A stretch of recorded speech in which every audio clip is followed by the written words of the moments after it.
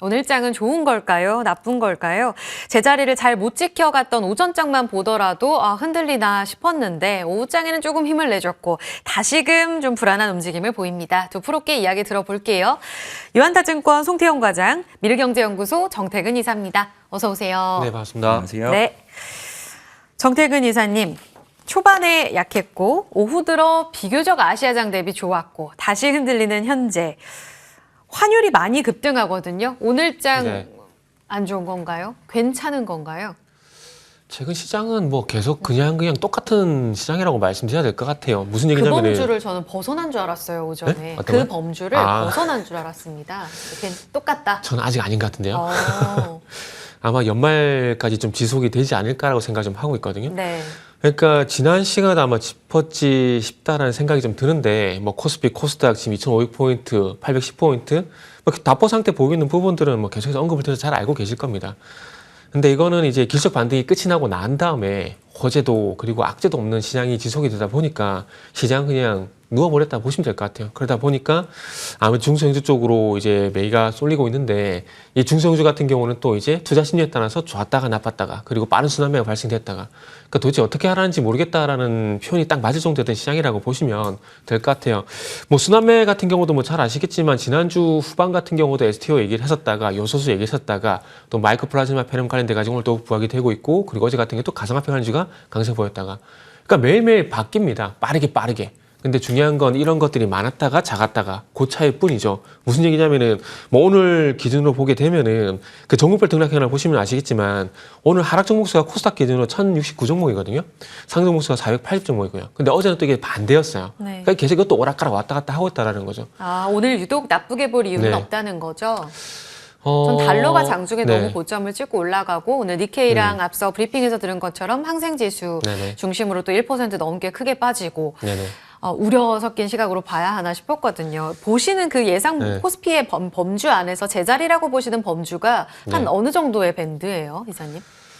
밴드 가격이 크진 않아요. 그냥 2,500포인트 뭐 코스피 기준으로 보게 되면 2,500포인트에서 뭐 위아래로 50포인트 정도 보게 되면 위로는 2,550, 아래로 2,450 이렇게 보시면 될 것 같아요.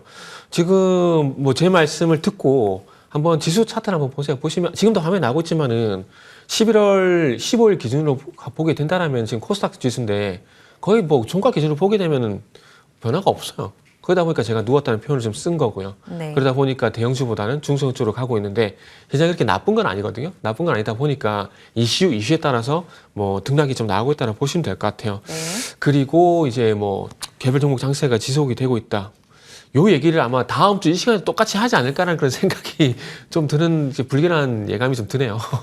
불길한 거예요? 그래도 제자리 지키면 괜찮은 거 아니에요? 그러니까 다른 얘기를 하고 싶은데 시장 상황이 바뀌지 않는다는 거죠. 알겠습니다. 송 과장님 이야기도 짧게 듣고 갈까요? 오늘 괜찮은 건가요? 저는 2490선이 저점이라면 21선 조금 불안한 거 아닌가. 제가 너무 이제 답정너로 자꾸 두 분께 여쭤보는 것 같은데 송 과장님 괜찮아요 오늘? 저는 사실 오늘 시장 좀 별로라고 생각을 해요. 어떤 면에서요? 질적인 측면이 상당히 좋지 못해요. 질적으로? 한 이번 주 월요일부터 상당히 예. 주가를 잡아놓는 경우가 상당히 많았었고요. 상승이 나오다가도 오후에 가면 그 상승폭을 되돌리게 되는 혹은 특정 종목으로에 대한 수급 쏠림이 너무 많다거나 아니면은 신규주로에 대한 거래대금 쏠림이 워낙 강하게 일어난다거나 이런 부분이 많다 보니까 일단은 좋지 못한 흐름이 나오고 있다라고 보시면 될 것 같고요. 네. 분명 시장에서 강하게 움직이는 종목이 많은 것 같은데 실질적으로는 내 계좌의 수익률에 그닥 도움이 되지 않는 뭐 이런 경우도 상당히 많이 진행이 되고 있는 것 같습니다. 그래서 시장의 난이도가 상당히 이번 주에 많이 올라가 있다라고 보시면 될 것 같고요.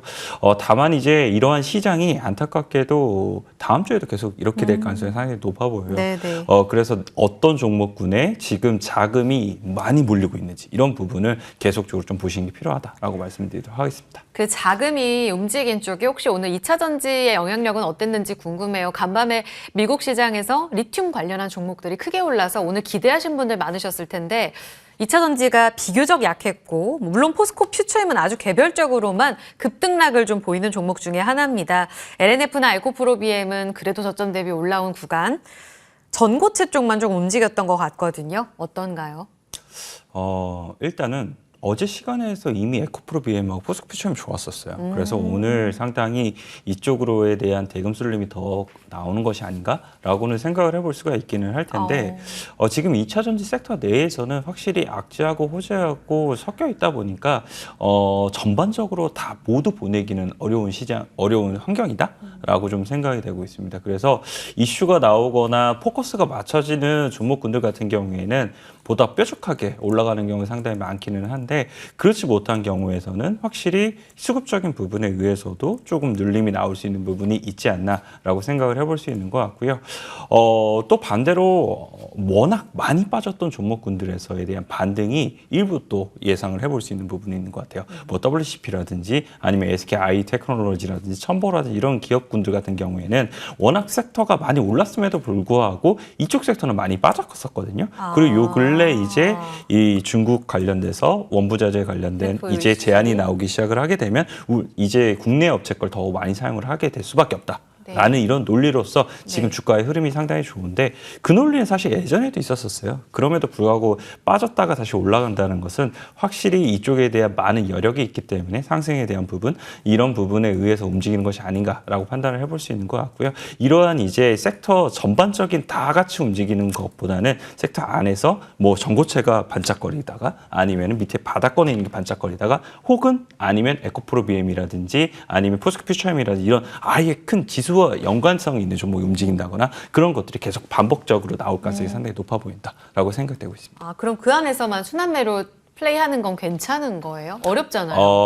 목표 수익률을 높게 잡지 않기를 저는 말씀을 좀 드리고 싶어요. 사실 여기에 만약 편승할 것이라면 한 7에서 8% 정도 잡고 하시게 되면은 생각보다 덜 움직인 쪽에서 사놨다가 어떠한 이슈로 인해서 한번 움직이게 되면 그걸 팔고 나서 또 다른 쪽으로 가여 있는 이런 전략을 사용을 하신다면 그래도 조금 더 나은 수익률이 되지 않나라고 생각하고 있습니다. 알겠습니다. 라라라 님도 2차 전지 그냥 단기성 아닌가요 하셨는데 말씀해 주셨고요. 추세적으로 보기보다는 좀 기회를 계속해서 좀 보면서 기민하게 짧게 대응해보자. 정의사님, 국제유가 하락은 어떻게 보셨어요? 오늘 여기에 반응한 종목들 뭐 수혜주, 피해주, 엇갈린 움직임이 나오면서 그동안 유가 단기적으로 오를 때 갔던 석유 도소매 쪽 유통이 좀 약했고 항공은 꽤 괜찮았던 것 같은데 이쪽에 투자 기회는 계속 있다고 보세요? 글쎄요, 항공주는 일단 결론부터 말씀드리면 항공주는 일단은 뭐 바닥을 좀 더 확인을 해야 되지 않을까라는 생각이 들어요. 그리고 이제 뭐 아시아나항공 중심으로 해가지고 뭐 유가 이슈가 반영이 안 됐다라고 하기 좀 어폐가 있긴 하지만 유가 이슈 쪽보다는 아무래도 자체적으로 이제 합병 이슈 이게 더 이제 반영되는 것이 아닌가 좀 생각이 들거든요. 그러다 보니까 유가 같은 경우는 지난번에 제가 정확히 말씀드린 기억이 안 나는데 그 택배주 한진하고 CI 대한통운 말씀드렸는데 유가 하락 수혜는 그쪽으로 이제 쏠림 현상 나오면서 그쪽으로 계속 쭉쭉 밀고 나가는 것 같아요.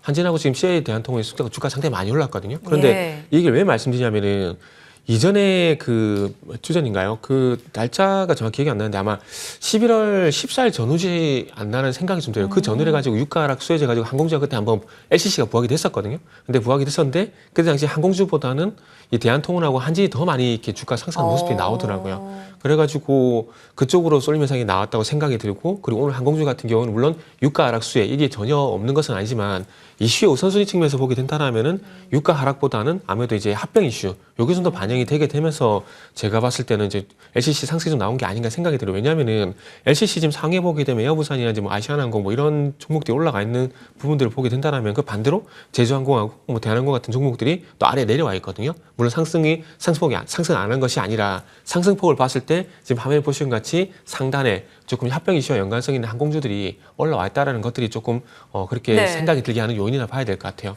그러면 에어부산은 그 때문에 더 탄력적이었다. 네네. K항공은 그 때문에 비교적 좀 원봉으로 아쉬운 상승폭을 보인 것이다라고 보시는 건지. 근데 티웨이 홀딩스 같은 경우에는 그래도 비교적 제자리를 잘 지켰단 말이에요. 네네, 그렇죠. 그러면 유가의 연관성은 조금 약하게 보신다면 이번에 EU 쪽에서의 심사 일정이 정확하게 픽스가 돼서 2월 14일 안에는 결정 날 거잖아요. 네네. 이쪽에서는 그럼 투자 기회를 계속 보시는 건가요? 이쪽에 투자해도 괜찮다? 그 결과가 나오게 되면은 만약에 좋은 결과가 나온다고 보고 대응을 해보게 된다면은 미리 들어가는 거에는 방법이 없어요. 미리 들어가서 근데 결과를 알 수가 없잖아요. 그러니까요. 그렇죠? 그렇기 때문에 미리 들어갈 수밖에 없다는 거죠. 만약 결과가 나와서 들어가게 되면은 주가가 그때는 튀고 있지 않을까요? 이미 뭐 갭이 떠서 가지 않을까요? 그러면 그때 가서 따라잡게 되면은 네. 또 이제 시초가가 유지가 되냐 안 되냐 그런 고민이 좀 될 건데 된다는 긍정적인 판단을 가지고 미리 들어가는 게 차라리 낫다고 봐지고 네. 그리고 LCC 같은 경우 전반적으로 지금 일단은 바닥을 좀 더 다져야 된다 생각을 하고 있거든요. 그래서 더 그렇군요. 빠질 자리는 지금은 없다라고 봅니다. 이렇게 본다라면은 뭐 지금 구간에서 뭐 선침해야 좀 맞다로 판단이 되고 그리고 항공주 같은 경우는 이제 유가 하락보다는 조금 이제 제가 보기에는 생각보다 이제 중국 노선 관련돼 가지고 관광객이 예상보다 작게 들어오다 보니까 항공주가 반응을 좀 안 하는 것 같거든요.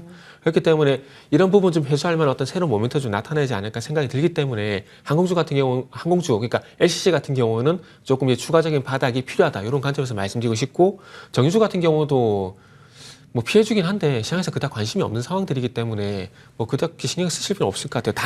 단지 유가가 하락을 하게 되면서 이 정유주가 아닌 석유학 쪽이 반응이 나올지에 대한 부분 좀 체크를 하셨으면 좋을 것 같아요. 그쪽은 오늘 금호석유, 대한유와 네. 반응이 좀 나오면서 오르던데요. 네, 그리고 롯데케미칼도 마찬가지고요. 대장, 지금 어쨌든 네. 상승이 좀 나왔거든요. 그리고 롯데케미칼 같은 경우는 최근에 뭐 그렇게 큰 폭의 상승이 아니기 때문에 좀 아쉬울 수도 있겠지만은 13만 원대 바닥 다지면서 꾸준히 현재 우상향하고 있거든요.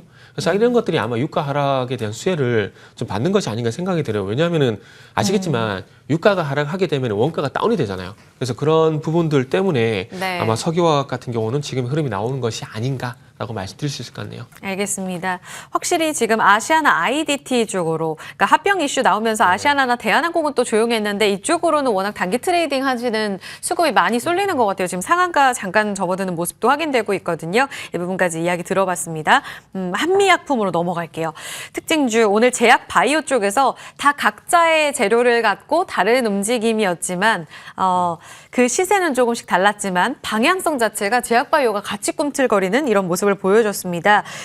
34만 원을 뚫을까 싶었는데 뚫을까요? 비만 치료제의 대장에 대한 증권가 평가가 너무 좋던데요.